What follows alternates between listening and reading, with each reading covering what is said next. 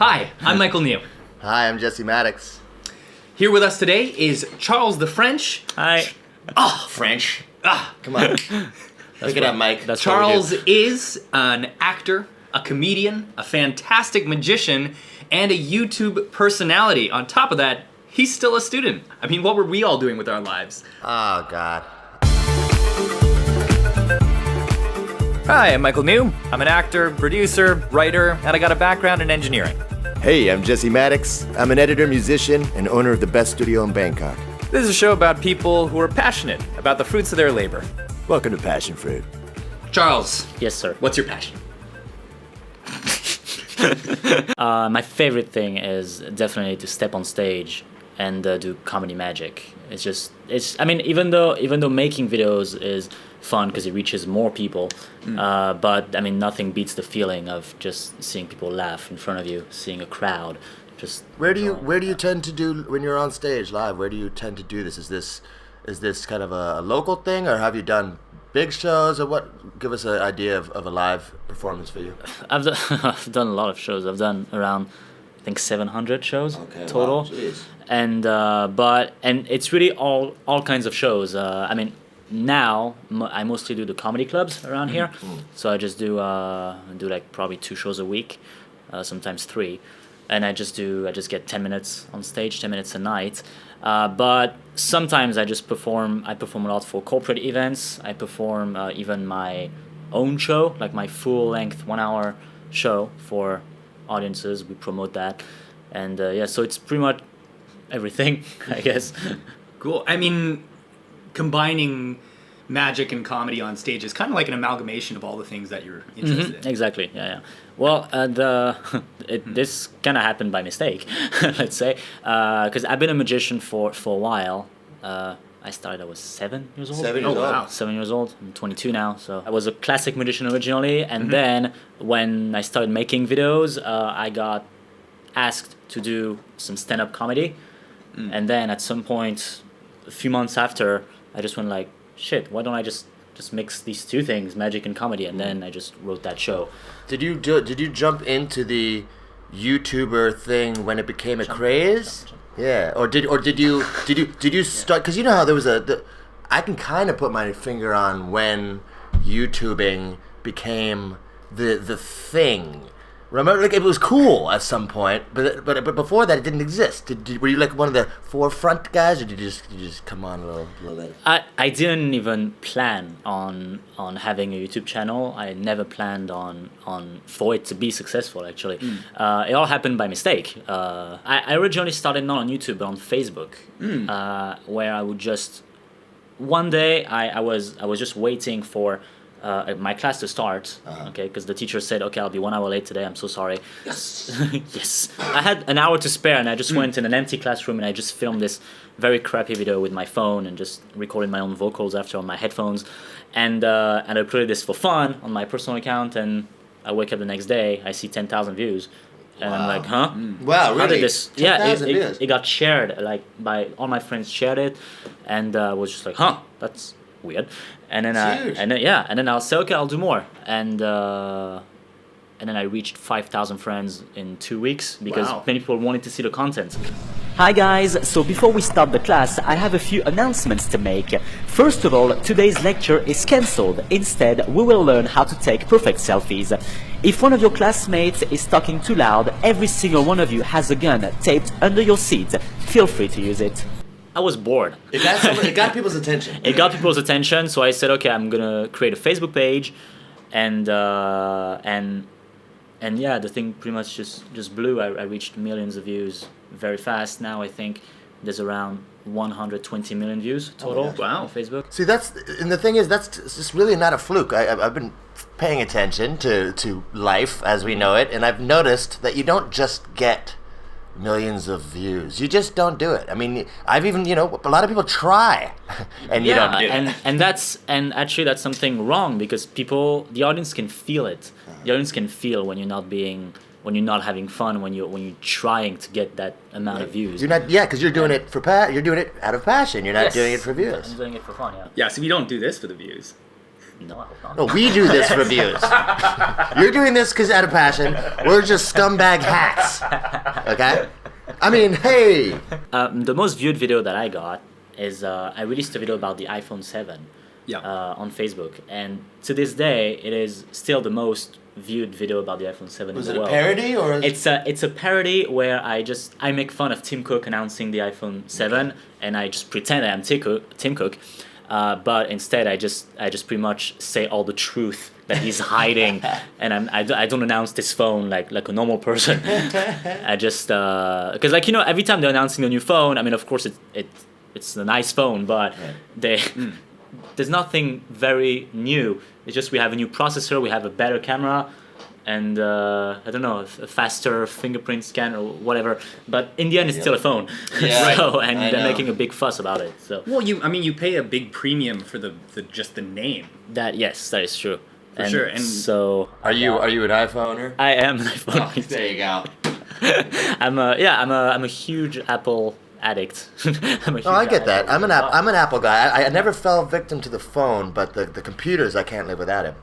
Yeah, true, same. I mean, there's some- when you create app. I don't know. I feel like Mac is always the best to create. I agree. To create. I mean, usually the best parodies are born out of at least a basic love for the thing that you're covering, right? Yeah. Like you can't really properly parody something unless you know it well. And yeah, so there was a lot of study behind actually the video because I filmed this video before the iPhone was announced. Oh, wow. So I googled all the rumors and everything that was going to be announced because they're trying to keep it secret. So I googled everything that was possible, and then I filmed the video, and I even filmed some scenes. They had this rumor that we were gonna have those round headphones. So I filmed the video. I filmed the skit about this, and I edited the video as I was watching the keynote.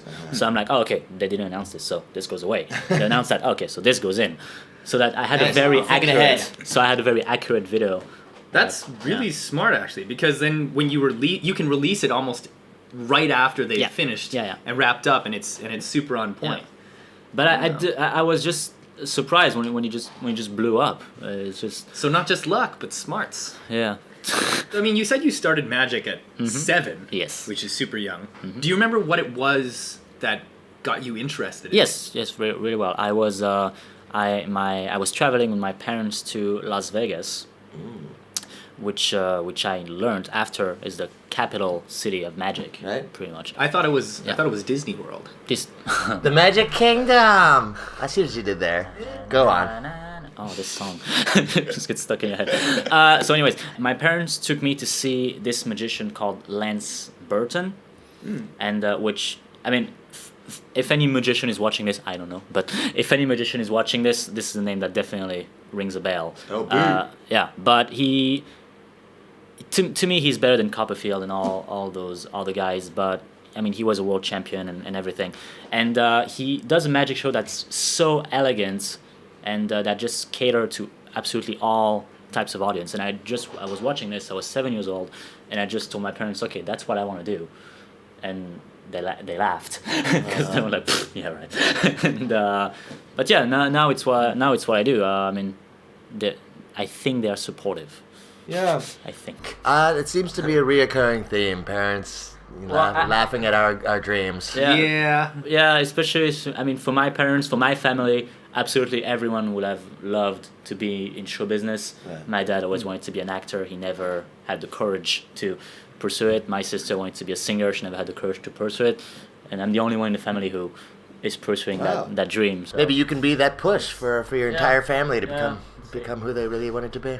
I mean, I ditched engineering to be an actor. Oh, so you it's did engineering. I did engineering shit. before, yeah. Right. Engineering. So, same boat.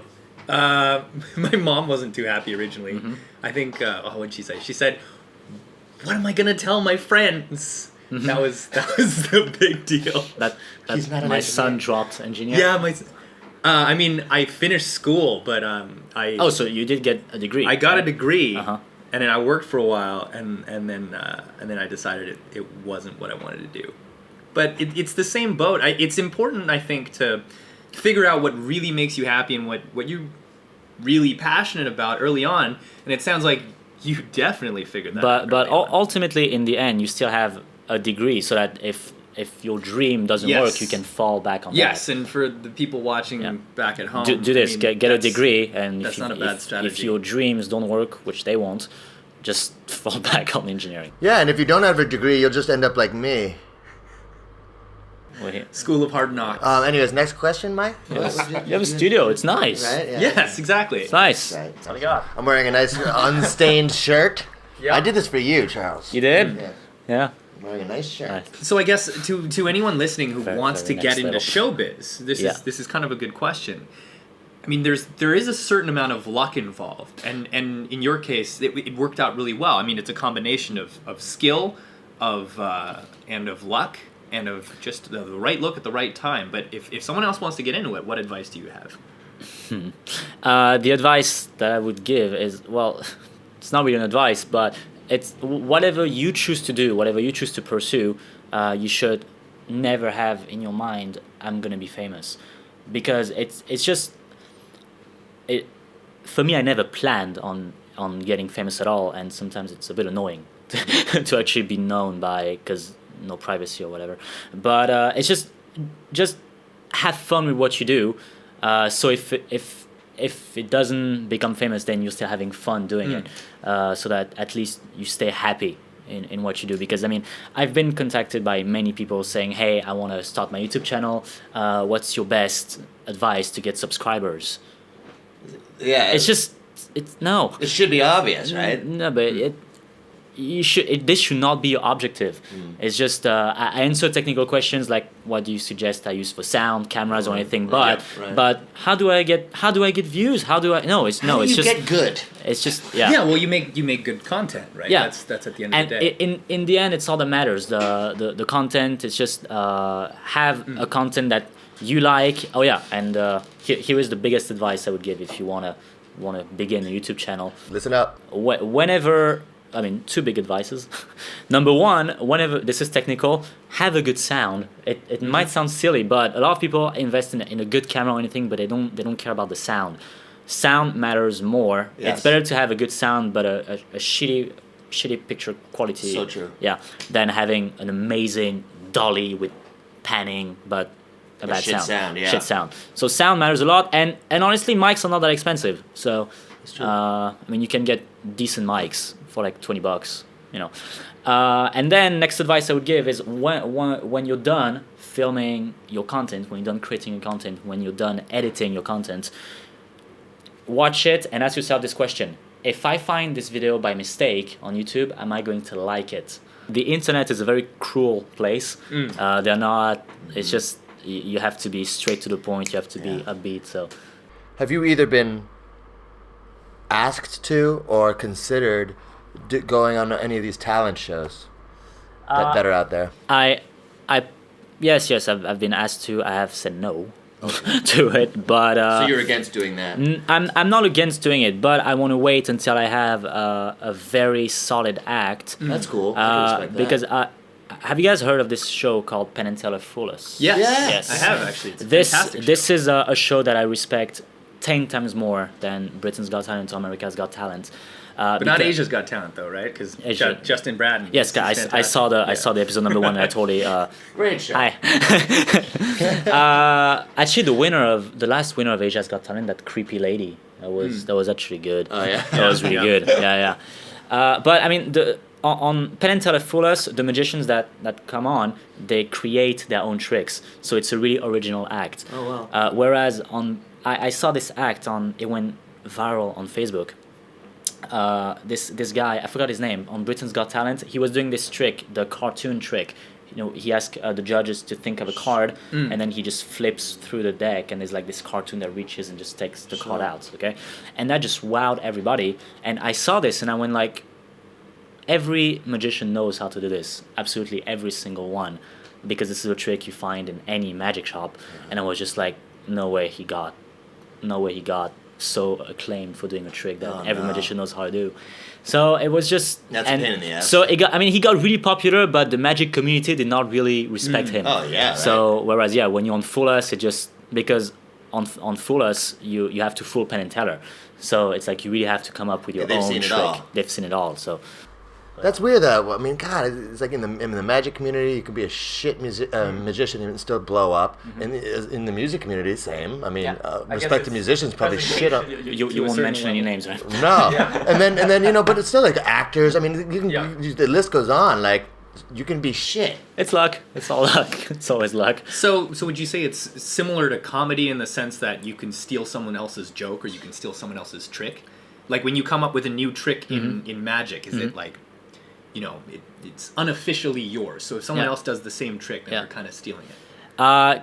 Kinda. But I mean, I've had this done before with one of my tricks. So in magic, you can buy tricks in a magic shop. Okay, so there are tricks for sale if the creator of the tricks accepts to put it for sale. Then it means you can buy it and you can perform it. You can perform it as it is, but then a professional magician will take this trick, make it his own, so adapt it so that it makes it unique. And then there are tricks that magicians create, but they don't put them for sale, which means that they want to keep it for themselves. And if another magician sees that trick on TV and goes like, I'm going to do that, then it's stealing if he didn't ask for the permission to the magician. I mean, it happens on a daily basis. To this date, right now, on this date, there's still people out there creating new tricks? Yes, of course. It just it's almost limitless. Yeah. You don't think that one day it'll just run out? They've just thought of everything. You think that every time, but we think this every time. We're just like, okay, everything is done, and then the following week, we see this guy coming up with this genius. It's insane. It's just unlimited possibility. Well, that's what makes it magic. Yeah, and and now with technology, catching up, we adapt all these magic tricks. So, but that's true, right? You can suddenly you can use the internet or you can use whatever. I mean, you've seen that guy doing the iPad, that iPad magician. He was doing tricks with an iPad. He was pulling Link out in the description. Link in the description. I forgot his name, but really, really talented guy, and really creative. So for yourself, if you're coming up with a new trick, what's your process? Get naked. Yeah, it's kind of a tough question because I assume there's like a whole. I mean, there's many steps to it, right? Like, do you come up with an idea of what you'd like to do first, or do you kind of look at some of the tricks that you're able to do, and then how do I spin this into something? It's through trial and error. It's just, I mean, some tricks took me a day to create, some tricks took me years, but the idea always comes in a different way every time. I mean, I created this trick a while ago called the iPad bird, where you have the picture of a bird in an iPad, and then you just take the bird out, and as you take the bird out, it's gone from the iPad and it's in your hand right there. Sure. A real bird, a live bird. I created that, and that came. I was playing with my iPad, and then I was just like, I just saw a picture of a bird on Google. Don't ask me why. just was there, and I was like, hey, what if I was pulling this thing out? And then I just created that at like 3 a.m. My birds were like sleeping. They were like, "Fuck! Why do you do this to us?" and there are some other tricks where I saw an original trick by someone, and I went like, "Okay, I don't like this. I want to do it like that because it looks better that way." And I ended up coming up with a whole new method for that same effect. So it's eventually a whole new trick. So it's the same thing, but with a better method. With a better method and your own flair. Yeah, and then a different story, and it looks like a whole new trick. Right. So which means that the two tricks can be seen one after the other. Because I mean, a lot of magic tricks they start with please pick a card, and then we'll find it in a cool way. So, but it's just if you can adapt this. Well, I guess cool way. that's also how music is similar to music, in a sense that you must think, haven't all the songs been made? Haven't all the songs been made? Because there's only 12 notes. Right. So and yet we never get bored. Yeah. We're always thinking, look at that new song. And I mean, I often hear those songs on the radio using the same 4 chords, and I'm still like, wait, I thought they milked everything out of those 4 chords. Yeah, and we still fall in love with every so often a new song, What do you think about that guy that was on TV? 10, 20 years ago. I can't remember how long, but who was giving away like all these. The Masked Magician. Oh, that's right. Discovery Channel, This right? fucker. Yeah, right. This fucker. I was gonna say. This Is fucker. there a bounty on his head or what? I don't know if he went to jail for that or. Really? What? You think? I am not sure. Because that's the thing. Are they copywritten? I mean, how do you? That seems more like a code between magicians as opposed to. rather than- Actually, there has been 2 seasons. The first season was fine for most magicians because he revealed some very old-fashioned tricks. He made them look it's not a big modern, deal. but for all magicians, when like, yeah, there's no way I'm ever doing this on stage. So it's just, but it's still the season 2. The season 2, they revealed tricks they revealed principles that are used by the big names in Las Vegas.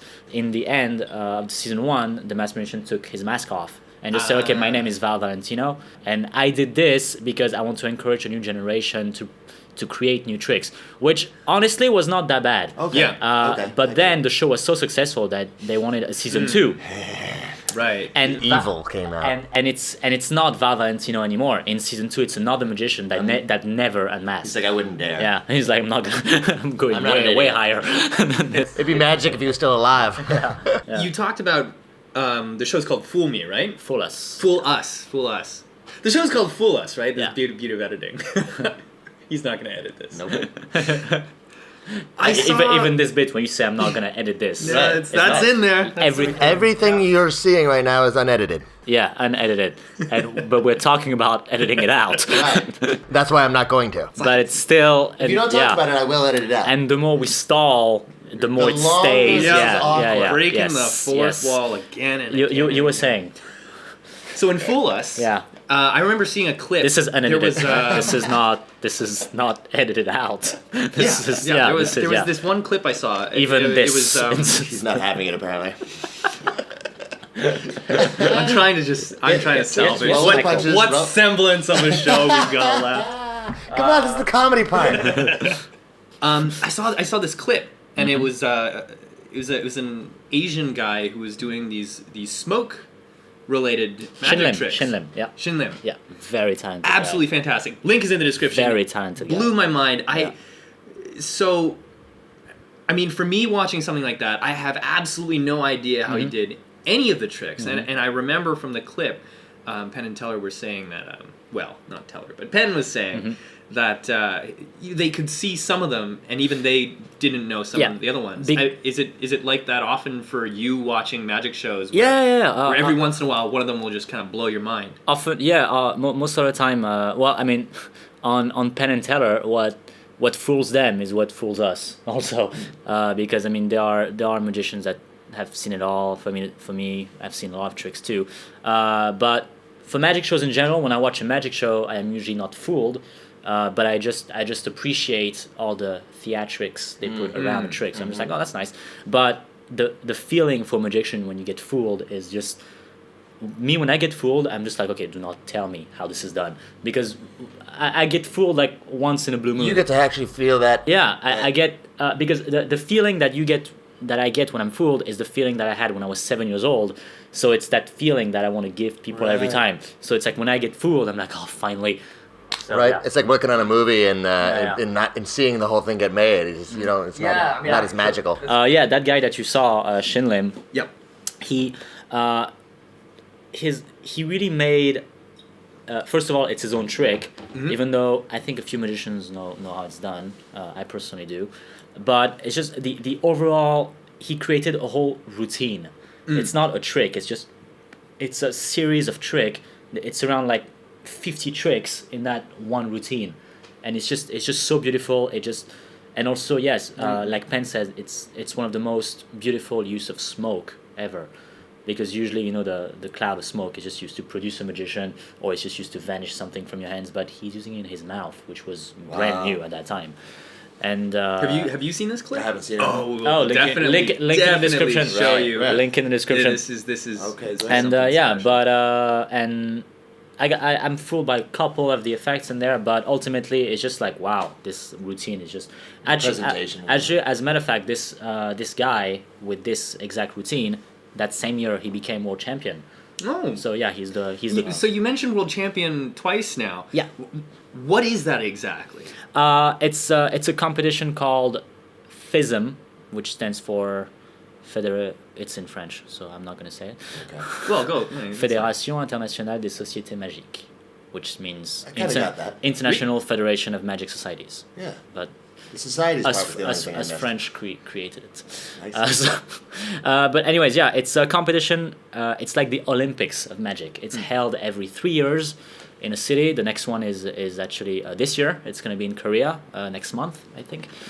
And it's just there's hundreds of magicians who diverged in that city, and who just show their new act in front of a panel of I think 10 different judges, and it's a competition that's where thousands of magicians come and watch also. So it's like the audience of the World Champions of Magic are magicians, and so yeah, and he won. There are 2 categories: stage magic and close-up magic. So there's 2 types of world champion. And he won the close-up award. So yeah, world champion for. Wow. Yeah. And can anyone go and compete in this, or is there like some sort of vetting process as to who can actually go think- up on stage? Yeah, I think there is some sort of. Well, I mean, you cannot just enroll like that. But in most countries there is a magic club. That there is each country has an official magic club that you have to be a part of, and then it's I think the club that offers the act Okay. to the championship, I see. because so F.I.S.M it's called F.I.S.M, but each magic club in a country is in partnership with F.I.S.M, so they just say, okay, for this year, I have these 2 acts that I can send. And yeah, so it works I like mean, that. I suppose if they sent an act that wasn't very good, that it'd be a bit embarrassing for them too. So it's like they have an interest in sending only the ones that they think are the best. Yeah. Okay. Well, and I mean, in the end, anyone can, and pretty much anyone who would know these clubs can compete. But it's just, yeah, I wish I can go to F.I.S.M this year. I think I'll be too busy. To But compete or to watch? no, to watch. I mean, it's just I've You're not on that level yet. no. Yet. Because Yet. I personally I'm not as big of a creator as the other magicians are. I mean, as those competitors are. I mean, I create a couple tricks, but it's like the tricks that I created, I can pretty much get them done in 2 minutes on stage. So I'm just going, hi guys, iPad, boom, bird. It's just thank you, thank you for Have watching. you considered Thank doing you. that entire act in a black turtleneck? No, In a gold chain? Yeah, you should. no. Well, No, I mean like literally No. do the whole Steve Jobs or Tim Cook thing where you're presenting it. Oh, he gets but you're it. doing the. Answer still no. I got it. It's just Okay. a no. That's a hard no, okay? Now is that Where did the gold chain is that come from? because it's not? I don't know, I just felt right at the time. That's just. Oh, no, you know what it is? It's the Lonely Island guys. They have an album called Turtlenecks and Gold Chains. They're all wearing blue turtlenecks with gold chains. See, I thought it was from that old picture of The Rock where he's in a turtleneck and a gold. I think ultimately wearing a turtleneck and a gold chain is pretty badass. Am I imagining it? I retarded. remember there is a picture of The Rock somewhere. I'm black s- turtleneck oh and yeah, but it gold was chains. it was like back when he was like 18 or 17 or something, right? I think that the wrong thing is the guy who called a turtleneck a turtleneck. Right. I don't know if he has seen a turtleneck. I don't think it makes much sense. No, It's because- more just like it's just a neck. I don't see the turtle part. Do you know giraffe neck? Human neck? I want to wear a human neck. Yeah. Now I sound like a fucking serial killer. Yeah. Yeah. I don't create as much tricks as the others, but what my job for me as a magician is when I see a trick to give it a story, to give it a presentation, and because when you buy tricks in a magic shop or when you see an effect, usually the effect lasts 30 seconds. Right. And my job for me is to make it last 5 minutes on stage, adding jokes on it the whole time. And yeah, because what I try to do at the comedy clubs is to do tricks that are so good that the only reaction the audience can have is to laugh. It's like, I don't really like to have this reaction. I want people to have like that they laugh and at the same time Sure. they go, wow. Well, it's like Jackie Chan, he's a really good martial artist, but he brings that comedy in, he brings all this other yeah. It builds it up. Like the fact that you add an element of comedy and the fact that you turn it into a show, you're right. It makes it very entertaining in between all the tricks too. And I've seen your show. I really enjoyed it. If you get the chance, You've seen 15 minutes of it, I think. I've seen 15 minutes of your show. How has YouTube fame changed your life? It's impossible. He's eating his halls. We fed him in between breaks. I'm eating a hall, and then there's Drumming. a guy drumming outside. Well, find it deep inside you to answer this last question. How has it changed my life? Has it changed me as who I am? No. I mean, I'm still the same silly guy. I mean, that's probably maybe what made it successful. But then it has changed my life in a way that I would never have expected to get where I am right now if internet did not exist. Because, I mean, of course, I've always dreamed of, being able to act, being able to make people laugh, being able to be a comedian. But I never had the looks, nor it's true. I mean, if you compare me to other actors or anything, I don't have those cheekbones, man. I don't have the looks. I didn't have the connections. I mean, the only connection I have was an internet connection. He's got us. It's actually true. The only connection I had was an internet connection. So Which turned out to be your saving grace. Yeah, there you go. So it has changed my life in a way that it turns out anyone can be a creator. It has really opened up doors for anyone to create. So if you feel like you want to create, go and do it. That's beautiful.